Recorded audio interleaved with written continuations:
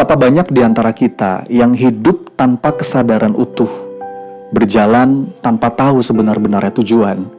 Maka kita perlu sejenak berdiam dalam hening untuk menyadari tujuan besar dari rutinitas harian kita, membangun kesadaran tentang apa-apa yang paling penting untuk kemudian menghidupkannya dalam setiap tarikan nafas.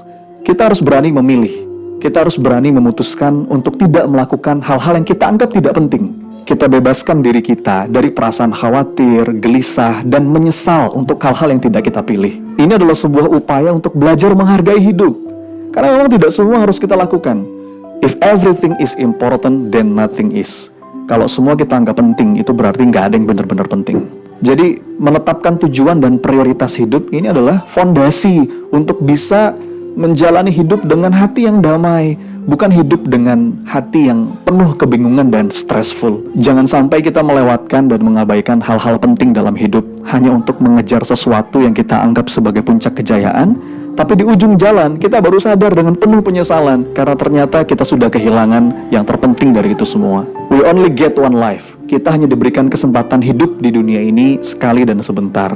Maka tugas terpenting yang harus kita lakukan sebelum yang lain adalah memastikan arah yang kita tuju, lalu kemudian menjalaninya dengan penuh kesadaran.